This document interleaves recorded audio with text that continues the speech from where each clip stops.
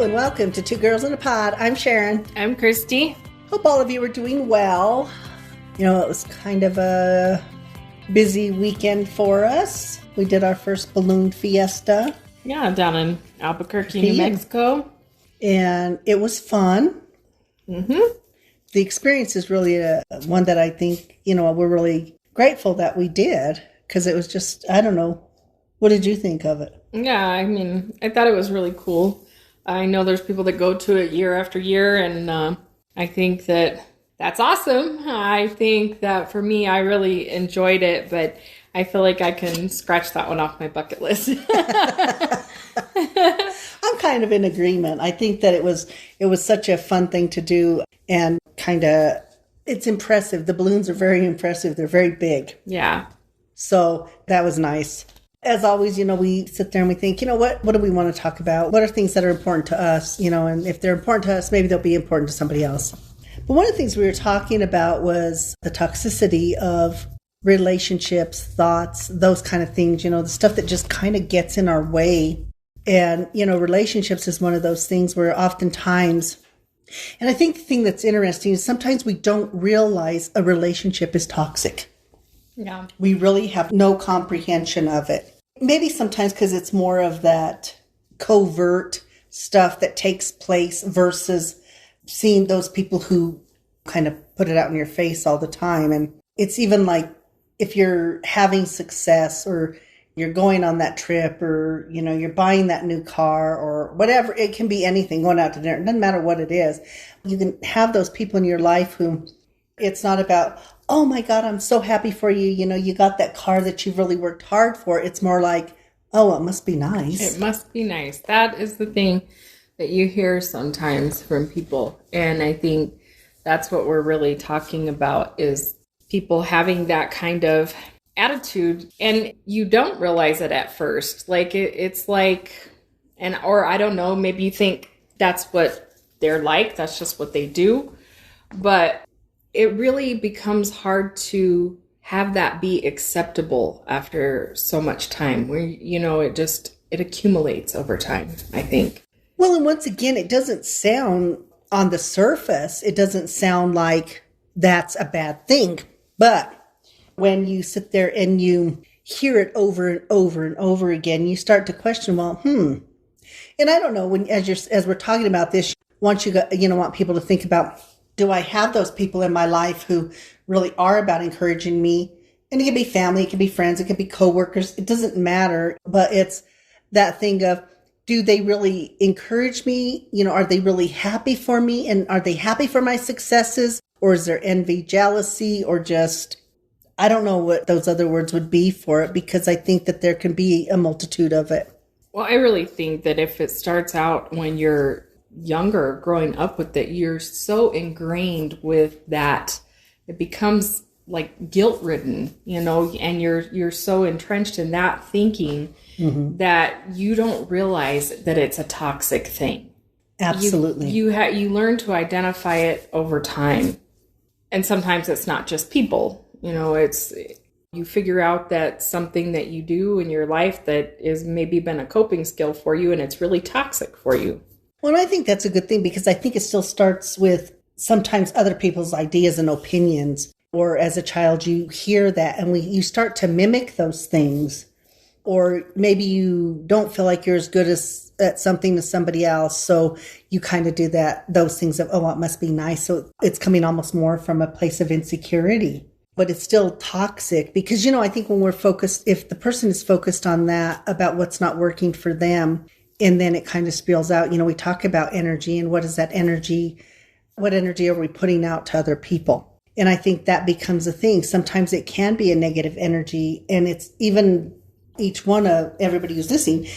Am I giving off that energy of positivity, or is it more that energy of, is there resentment? Whatever those feelings are. And sitting back and trying to identify what those feelings are, I think is really important. When you can identify when you're getting it from someone else, you can start to see it in you when you make those comments, not realizing that they're judgments. And you have to be cautious of that, because you can really, I feel like, stifle someone's dream to put themselves out there and try something. And I think that we should look at that and realize that, if someone tries something and it doesn't work out, that's okay. You take it as a learning experience. But I think that you do have to be able to recognize when you have that around you all the time and someone's feeding that kind of thing to you. I have a perfect example of that. Someone that we knew, remember, we just had our front door replaced. And I remember them making the comment that you would have had that replaced probably a long time ago if you weren't trying to travel so much, Exactly. And traveling is a huge thing for us. It's one of the main things that I feel like that we work for because we enjoy it so much. And I feel like that it's really important. So, it's all in how we prioritize things. I get that. And I feel like, I'm grateful that we've gotten the door fixed. That's been great. But I wouldn't trade the travel for that. Well, and I think that's the other thing is that oftentimes, you have the flip side of that too, but you have those people too that are toxic that when something doesn't work out for you, they actually are happy. Yeah. Which kind of is weird to me. Mm-hmm. But I've seen with my clients, I've seen it in my personal life, all of those things where those people who are, if something goes wrong for somebody, or they can't do this or they can't do that, it's almost like they're happy about it instead of, oh man, I really wish that would have worked out for you and meaning it. There's that whole thing of wanting to be able to say, I told you so, I guess.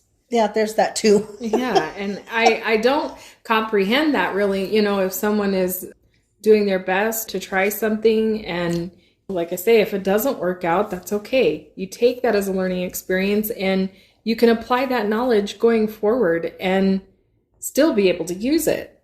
Absolutely. And I think that, or I'm hoping that people, I think as you get older, you really do start to clean out your closet a little bit more. But too much of the time, we're holding on to that stuff till we get older and clean out our closet when we should be cleaning out our closet on a regular. Is that person really doing that stuff where they're bringing forth something to my life in a positive way? I like to feel like we really surround ourselves with people that are encouraging and happy for us. Every time we talk about things like this, my first thought always goes to our friend Sandra, who, oh my goodness, if we're going to do something and that, whatever it is, whether it's big or whether it's small, she's always happy for us. She really is about wanting us to have that success, to have that great experience. And it's a flip side too. When stuff with her, if she's going to vacation, we get excited for her because she loves vacationing like we do. So I think those are the things. But, we have many people in our life like that. We have a really great circle of friends who I feel like really do support that and are really happy for us. And I think that friend group, what I realize, and I don't know if you do, but it gets smaller because it's almost like your investment is you're really working on investing in those relationships where you have that encouraging thing and not that toxicity. Mm-hmm. Exactly. And that's what it becomes. And it's sometimes really hard. There are people that have always been in our lives and, maybe that's something that they do and they lay the guilt trip on or that, and we can't imagine because that person maybe takes up a lot of space in our lives. So it becomes really hard decisions that you have to make sometimes because you have to realize that if that person continues to do that, what is their place in your life? And how much space are those negative things taking up that's keeping you from moving forward with your goals? Let me ask you this. For you, when you realize that somebody who you say you loved and cared about or whatever, or had a different thought, when the realization came to you that they weren't as encouraging and it was more of a toxic thing, because I don't think we identify that right away. I really do think that we have people in our lives and we really, for whatever reason, but there will still be an underlying feeling, I think, that maybe it's not what it is, but you kind of keep wanting to believe in it and encourage those relationships. What was that like for you? Some people are really covert in the way that they do that, and they can make it seem like that they are the person that is really encouraging you to do those things. And I guess they do it. They say certain things, but there are different things in their behavior that would say otherwise. It's like what they're saying isn't matching what they're doing. Is that what you mean? Yeah, exactly. Okay. So, I mean, yes, I have had that in my life, and I've really had to put space between me and that person. We don't talk as much. I feel like that I needed that space. And this is someone that was very close. So for me to set that boundary with that person, it was very difficult. And I mean, she flat out told me I don't like boundaries, and sometimes that's the response you'll get. But it's so important for you to be able to flourish in the way that you need to. Sometimes you have to put that space between you and that person, so you're not hearing it all the time. This is someone I talk to daily for a long time. And I realized that it was causing me more mental stress and angst talking to this person daily than it was an encouraging thing or relationship that I was getting anything positive from. So I had to change something up. And you know what I think is interesting is I think whether it's a parent, child, spouses, siblings, best friends, whatever that is that oftentimes I think we have that message that based on the relationship that somehow it holds more value or whatever. So therefore you have to invest in that regardless of what that relationship is. Because, I have some clients, and I'm going to use parent-child here, but that when they talk about the parent-child relationship, they're very clear. There is none, don't want one. People tell me I'm supposed to have it, but that's such a toxic relationship. I can't go back to it. So the flip side is you also have society who tells us to stay in those toxic relationships often. Mm-hmm. When you don't want to, when it's like, no, that's not working for me or whatever, there's like this pressure. There's almost like a stigma around it. And you feel it from all sides. I think because there is this idea in society that there's some responsibility to this person because they're blood related or whatever like that. But that's not always, you can't grow as a person sometimes staying around that. So you have to move away from it. Yeah.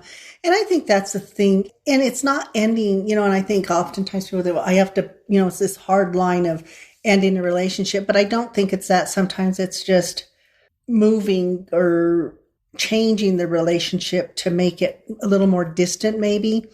But also having that thing too, if the relationship is important, is it somebody you can go to and say, you know what, when you make these comments, it's not strengthening our relationship. It's actually hurting the relationship or whatever that is. But there is such that toxic thing. And, it's amazing to me how often I see that. And even when I'm doing therapy and I'm watching some of these relationships, I'm thinking, do y'all not understand this is a toxic relationship?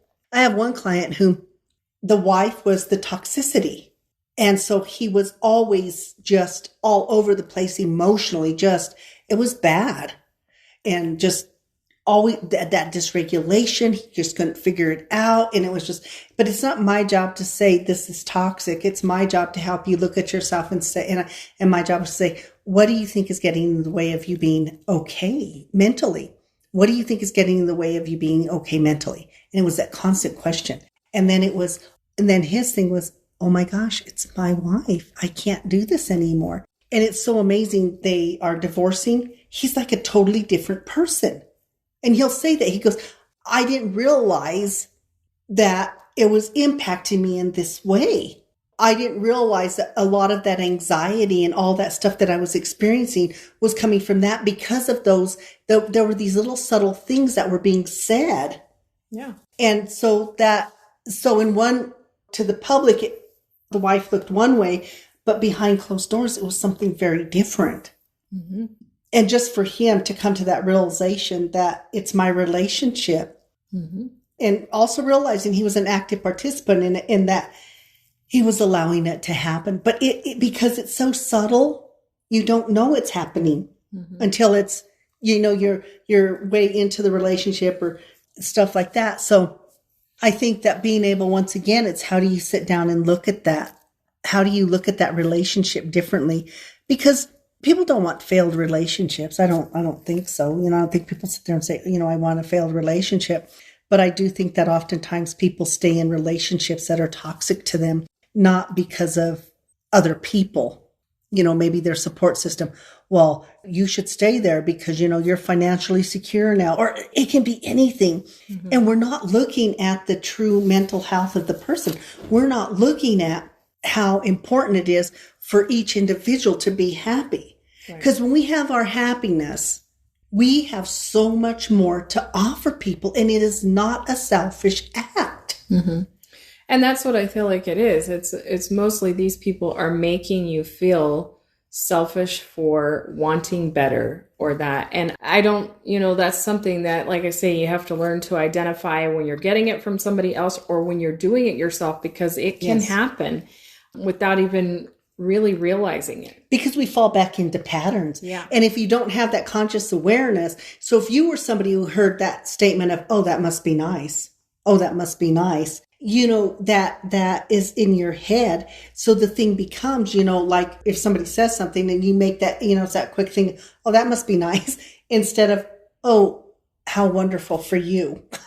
Yeah. But because I think you're right, it can be very, very quick. And it's one of those things that just kind of comes out of your mouth unless you actually take the time to have that conscious awareness to change it. Mm-hmm.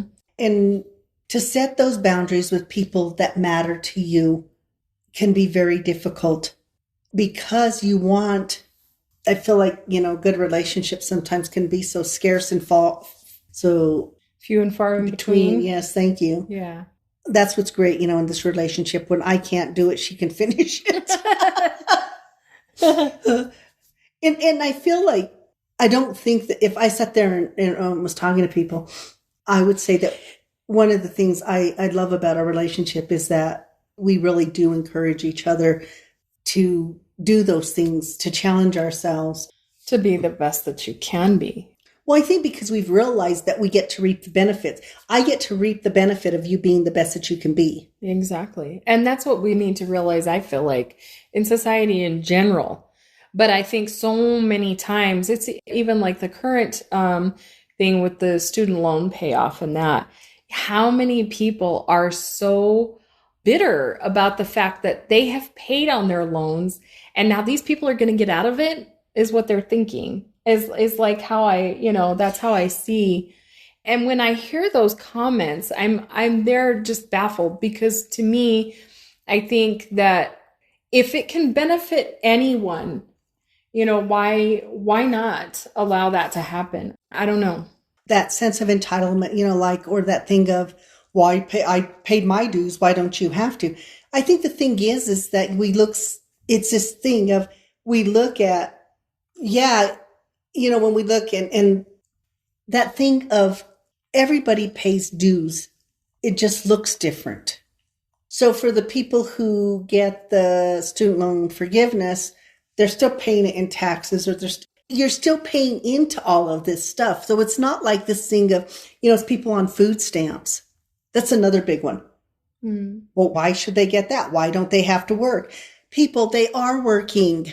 A majority of the people on food stamps are full-time employees. Mm-hmm. And guess what? They're not making enough. I know that during COVID, there was a lot of complaints about the unemployment thing. You have to work and pay into unemployment in order to receive unemployment. Well, and I think the thing is, even on that, are there going to be people who take advantage of that? Absolutely. Mm-hmm. I don't care what program you have out there. There's always going to be somebody who takes advantage. You're going to have scammers. You're going to have this. You're going to have that. But they are a minority. Mm-hmm.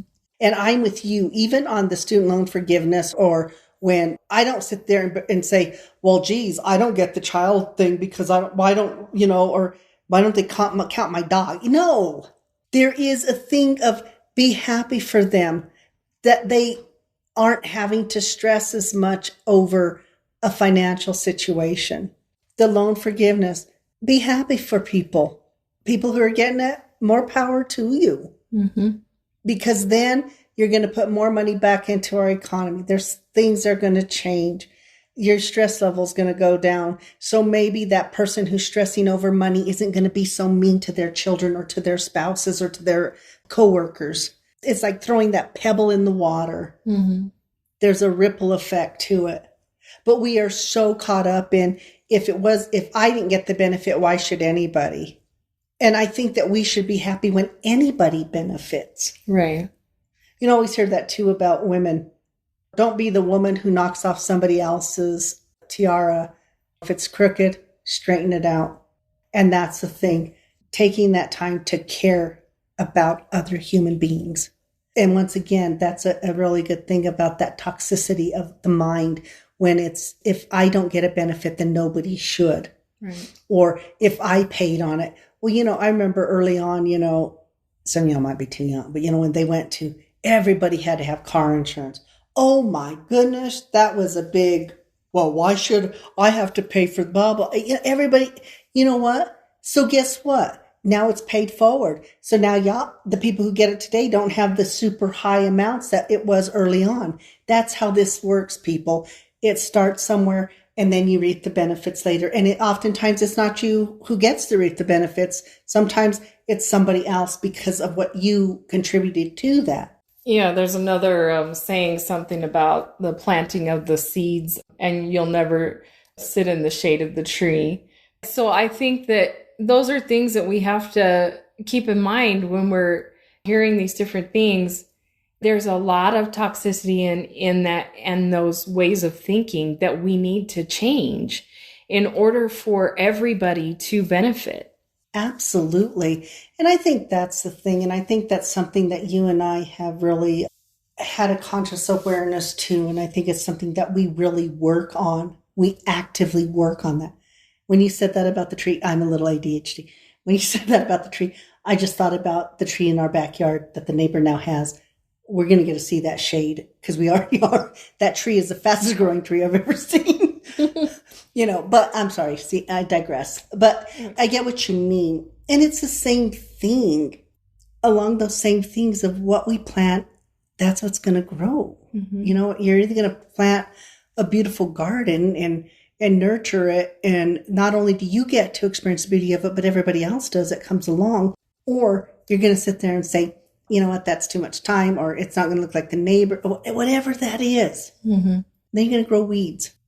And so I think it comes to that thing of just how do we change the mindset around those toxic thoughts that we have, because toxic thoughts then become toxic behaviors. Mm-hmm. That verbalization to somebody else, it must be nice. Hearing that, oh, it must be nice. The words itself don't sound they don't sound bad, right? It can come out sounding, but it's got such a negative undertone. Mm-hmm. Yeah. I think that it's that negative undertone, and I don't think anybody's been immune to it. I do not think there's one human being out there who hasn't had something like that in their life. I can't imagine it. And if you are out there, you got to let me know, because it's not. It's that thing of not. And like I said, I don't know. Is it jealousy? Is it envy? I think it is. Is it, or, I think it could be frustration because maybe whatever I tried didn't turn out the way I wanted it. So, a bitterness about it. I don't know. I don't know where that comes from. And like I said, I've experienced it in my life. And it's like, for me, cars, I don't care.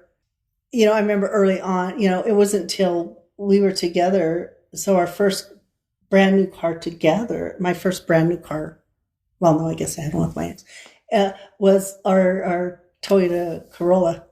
Her name is Shazam, that we bought together. But it wasn't that, but up to that, we always had used cars and stuff. And I was just as happy with that too. Mm-hmm. It wasn't anything like that. It's that thing of people are either happy for you or, oh, it must be nice that you can make those kind of car payments or things like that. In my response, often I want to say is, you know what? It really is nice. Right. Yeah. But it's just, I don't know, or, oh, it must be nice to be able to buy a house.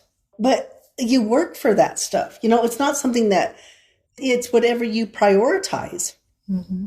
I have some people who, I mean, they have spent the amounts of money they spend on their vehicles to modify them and stuff. It's not one of my things, but I'm really happy that they can do it. Yeah. I don't understand it. So it's not a matter of understanding. I don't have to understand it, but I'm always happy for them because that's their priority. Mm-hmm. You know what I mean? That's theirs. Or the other thing I love, I don't know if y'all have heard this, somebody loses weight.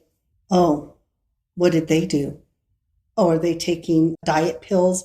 Are they seriously, instead of, Well, even like, you know, say even the gastric bypass or sleeve or those kinds of things, I think people have a idea that, oh, that just takes off the work from that person. They just, you know, that's an easy out. There is this misconception, I feel like, about that. And, you know, we have had friends that have had that done and how much work goes into that and how much it changes their life forever. If they don't go along with those changes, how it can have all these repercussions and problems, you know? So, I mean, it's all of those things. Like, you know, I think that people do just do it out of habit sometimes. Sometimes people do it because they're envious, because they're jealous or whatever. well, and I think when it comes to the weight thing, and I do remember that earlier in my life, you know, with weight and stuff of, oh, what are you taking to be skinny or whatever that is? And I'm thinking, and in my head, I'm thinking, do y'all know how hard I work physically? Mm-hmm. My job was very physical. So it was like I was getting workouts every single day. But once again, it becomes those things of people not respecting somebody's hard work, Mm-hmm. assuming that people are taking these easy outs to things. And my thing is if it is an easy out for you and it works, good for you. It's not anything off me or about me. Mm-hmm. But where that comes from, and I don't know if y'all go down the rabbit hole. I go down the rabbit hole every once in a while on Facebook. I'll be true. Where they start commenting. Yeah. It amazes me. And I think that's the psychology piece of me. It will amaze me how somebody can put a positive comment, and I will almost guarantee you that if you go down that rabbit hole, you start to see those people who, I don't get it. What do they sit around and look, oh, this person's having something good going in their life? And then in starts the negative comments. Mm-hmm. And I don't know if it's that mentality of, if I'm miserable, then I want other people to be miserable with me. We do say misery loves company. Or what that is, but it is so toxic. And I'll have my clients and people tell me, oh no, I have to go on a hiatus from Facebook because I can't handle the negativity. You know, I know Twitter has it. It's out there. It's, you know, it's not just Facebook, but it's like there's that perfect forum for people to voice that negativity, and there's no accountability. Mm-hmm. And it's easier to be mean to people you can't see, I guess. You know, that's absolutely kind of how it looks to me. So even that toxic thing, and I tell people, if your stuff is, and I will get rid of people on my Facebook if they are toxic. Yeah. That is the one area I have no problem. If you start doing hateful stuff, I don't want it. Yeah. And you know, the thing is I realized, as everybody else should realize, is that you have the ability to stop that toxicity. Block it. And it usually comes in from people. There's times, though, that you can have a cause or something that you're working on or that, and sometimes that ends up having an adverse effect after a time. And like I say, it usually comes from other people too. But like, I know that one of the people that you had worked with, you had said about that they had a cause that they were involved with and putting their all into, and this cause was really a business that helps a lot of people in the community, but how toxic that environment started to become for that person. So even though the organization was meant to have a positive effect, the things that were happening within that and her trying to have that involvement in that became a toxic thing for her. So you have to identify those things and be able to put space there. And I think, and absolutely, and we talked about that toxicity because on my end as a therapist, my job is the mental health piece.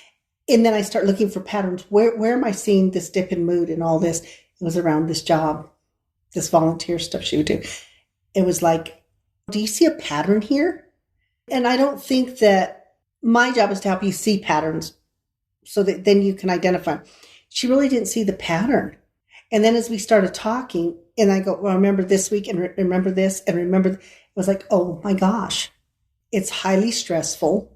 It's not what your intention is, does not mean that it's the intention of the people around you. And it was such a toxic thing for her. And, one of the things is that part of that journey that she's on is looking at those relationships and ending relationships that are toxic, or at least setting up boundaries. And and there's been some that have really fought her on that. Like, why can't I just drop by anytime I want? The thing is it was toxic because of her kindness. She's very giving. So she was always giving. And I told her, when do you stop and when do you give to yourself? And she's realized since she set up boundaries and she's now shifted the focus more to her nuclear family, the differences that have happened even with her. But she didn't realize it was toxic. She didn't know why she was feeling the way she was, because it's such a gradual thing. And then pretty soon you're just in that funk all the time and you just think it's the new norm, so to speak. And it's really not. Mm-hmm. And it's hard because of the friendship. And that's the really big thing. And I'm very grateful because the friendships we have, I don't see any of them that are that way. Right. The ladies, when we worked together, we were all very happy for each other with any of our success that we were having. And, as we moved on to new areas and stuff, I believe we all want everybody to be successful, and what part we can play in that, I think, is important. And that comes to that pay it forward kind of thing, but not if you have a lot of toxicity in your life, because then you can't pay it forward because you're depleted. Mm-hmm. And I think that's really the big thing. But hopefully, it's starting to identify those people. Once again, it's not just people. It can be your own thoughts but they came from somewhere. Right. But they can be your own thoughts. Sometimes it can actually just be where you live too. Mm-hmm. If it's a very depressed area or it's some people live with those rainy areas and don't understand, why am I always feeling this way? Because to some people, they thrive in it and other people do not. So I know when we have several days in a row where it's all gloom, and it's been raining, that has an impact on me. I don't feel as, ambitious. And your mood dips a little bit. It impacts you, yeah. It just makes me sleepy, or it makes me want to read a book. Then I don't want to I don't want to do my job. I just want to read.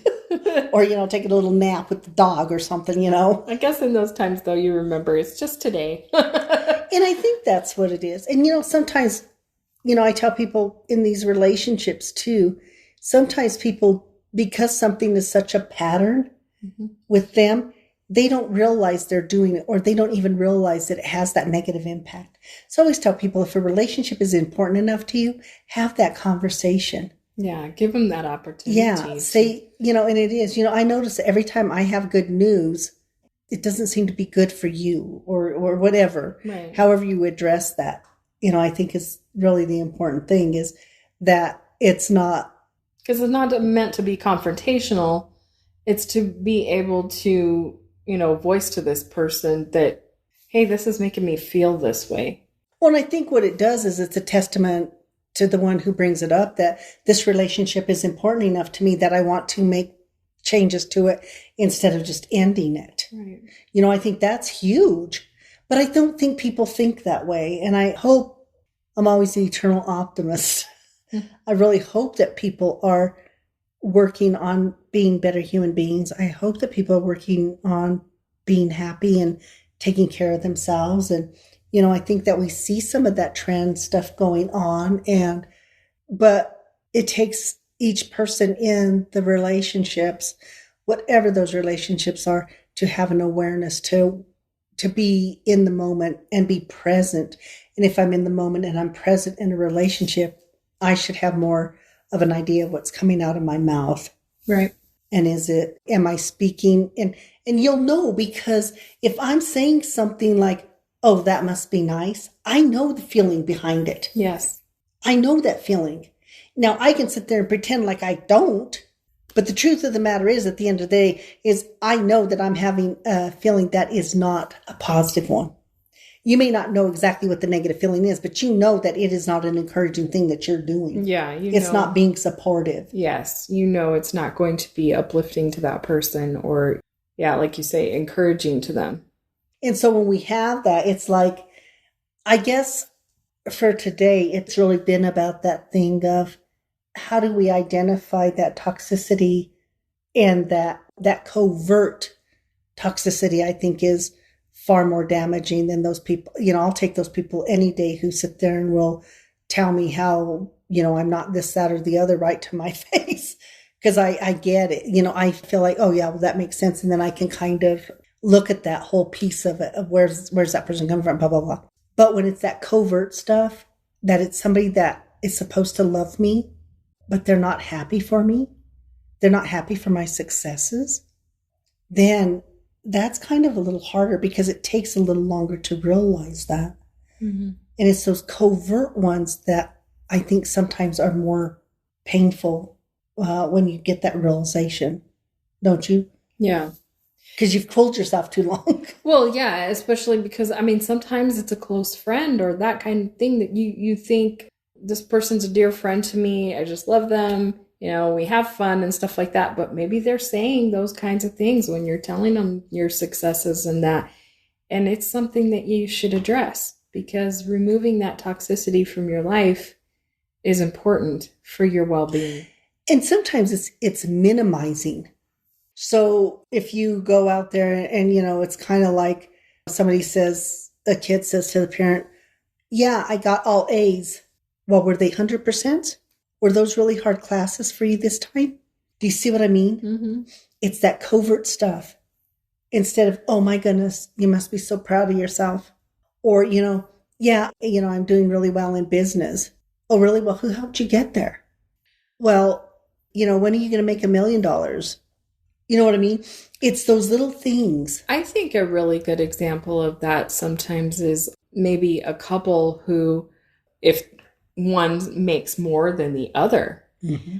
and there's almost some type of little bit of a competition that happens there or that, which is interesting to me, because if you've come together to create a household where that aren't you both contributing to that? And what difference does it make if one is making more than the other, if it's supposed to be going to both of your needs and desires and those kinds of things?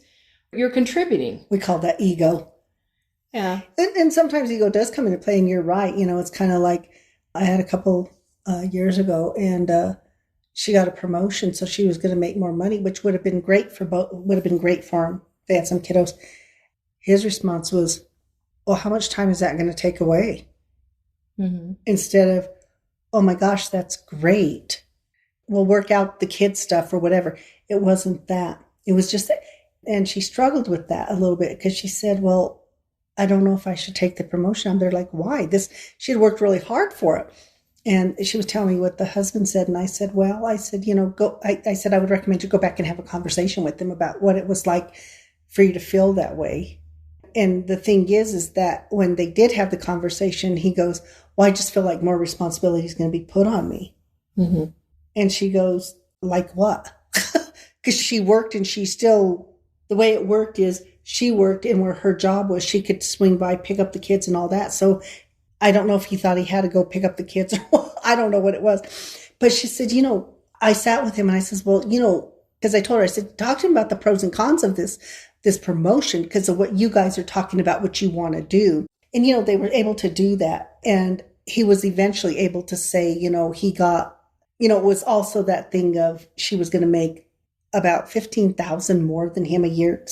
So, a little bit. Mm-hmm. And it really did. It hurt his little male ego too. And he finally came around and he says, I realized that I was there like, well, I'm supposed to be the man of the house. But then then they worked on understanding that you're right. This was a team effort. It wasn't about one. It was the same pot that it was going into. But once again, we can have even that covert stuff that happens because it's based on somebody else's emotion and stuff. But once again, if the relationship is important, sit down and have the conversation. Really have that conversation, whether it's an insecurity, whatever that is. Pause, talk about it, and identify too. Pay attention to yourself. If you are making those comments too, or if you're having a feeling about somebody else's success, take a moment to self-reflect on, why am I not happier for this person who I care about? We all need people. We all need encouragement at times. All those things are important. We don't need the toxicity. It's out there. And we don't have to bring it into our inner circle. Our inner circle should not have that. Because, like I said, there's going to be criticism and all of that stuff out there in the world that's going to impact you in some way, shape, or form, that we don't have to bring it into our space. But it's not just what other people are saying to us. It's also being aware of what we're saying to other people, being happy, doing all that stuff. And if there is a toxic relationship, if it's toxic comments, become aware of it. Pay attention if somebody's saying something to you, what it's making you feel like when it's about your success or whatever. And, if it's you moving forward or getting that new car or planting that tree, I don't care what it is, if they're happy for you. Because if they're not, then that's a whole other thing. It made me think of our neighbors. They're an older couple. And I was talking to him and, we're doing some work, and he looked at it and goes, just do it a little bit at a time. There's no rush. It'll all come together. And I thought, oh my gosh, what a great, and because I was feeling a little stressed because people here, they take care of their yards, do all this. And they're like, oh my God, we're doing xeriscaping and all this and that. But I thought, how cool is that? We didn't even know them that well, but you could feel it on him. And I thought, that's the kind of neighbor that we want. Right. When you have it, give it back. When somebody's giving it to you, don't take it. Set a boundary. Create that space that you have to do, whatever that is, in order to be healthy. Take care of you first. And when you do that, those relationships just become that much stronger. Right. There was going to be more after the right. Nope. Just working on removing those toxicities and learning to identify it. That's the main thing. And not only from other people and what around us, pay attention to those thought processes. We feed ourselves those thoughts, and it's how we talk to ourselves that makes all the difference. Yes. Stop that chatter. When you accomplish something, big or small, acknowledge it. It's not like, oh, I could have done better. No. Be happy, be proud of that moment, then go on to better. Yep. Okay? So hopefully everybody is doing well, and hopefully everybody has a great week. We look forward to being back next week. As always, immense gratitude for each and every one of you that listens. And we're going to maybe do some different stuff. We're talking about doing our podcast where we're actually doing recording, so you'll actually see us. That's something that we're looking at. Doing a video cast. A video cast. Future. So, just some different stuff. So we hope that's something that's positive for people. Anyway, be kind. Encourage one another. Yeah. And we will be back next week. Thank you so much. Bye. Bye.